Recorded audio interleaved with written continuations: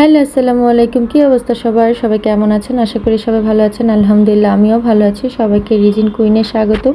তো আজকে আমের আচার বানাবো, তাই ভাবলাম আপনাদের সাথে শেয়ার করি। প্রথমে চুলায় একটা প্যান বসিয়ে দিলাম, কিছুটা সরিষার তেল, কয়েকটা শুকনো মরিচ এবং কয়েকটা আস্ত পাঁচফোড়ন দিয়ে দিলাম। তারপরে এখানে কিছুটা হলুদের গুঁড়া দিয়ে দিলাম। তারপরে এটাকে একটু ভালোভাবে নাড়াচাড়া করে নিচ্ছি। তারপরে এখানে যে আমি আমগুলো কেটে রেখেছি সেই আমটা দিয়ে দিলাম।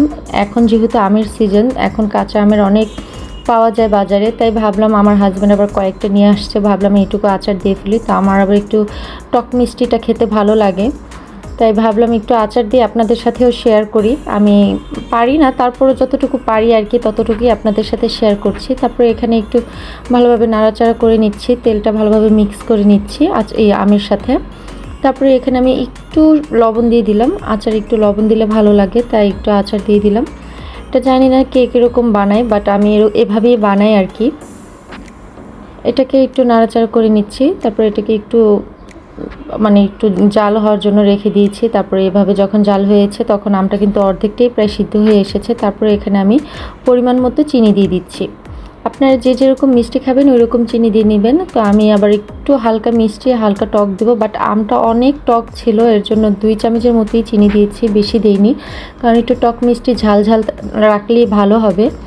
তারপরে এটাকে একটু ভালোভাবে মিক্স করে নিলাম। এটাকে 5 থেকে 10 মিনিটের জন্য একটু নিজে কষানোর জন্য রেখে দিলাম। তারপর আমটা যখন কষানো হয়ে গেছে তখন আপনারা দেখতেই পাচ্ছেন যে আমের আচারটা কিন্তু একদম রেডি হয়ে গেছে। তারপরে এখানে আমি 2-3 চামচের মতো পাঁচফোড়নের গুঁড়াটা দিয়ে দিলাম।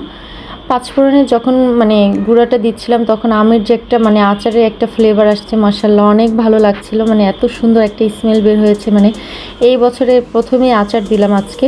তারপরে এই তো আমার আচারটা রেখে দিয়েছিলাম, কালকে হালকা একটু সিদ্ধ করে রেখে দিয়েছিলাম আচারটা, আর আজকে সকালে পুরোপুরি একদম জাল দিয়ে আচারটা নামিয়ে নিচ্ছি। দেখতেই পাচ্ছেন আচারটা মাশাআল্লাহ হয়েছে একদম পারফেক্ট। এই তো আপনাদের পরিবেশন করে দেখাচ্ছি। যদি ভালো লেগে থাকে অবশ্যই আমার চ্যানেলে একটা সাবস্ক্রাইব করবেন, একটা লাইক করবেন, শেয়ার করবেন, আপনারা আমার পাশে থাকবেন। আর যদি ভালো লেগে থাকে অবশ্যই কমেন্ট বক্সে কমেন্ট করে জানাবেন। আজকে ভিডিও পর্যন্ত, আল্লাহ হাফেজ।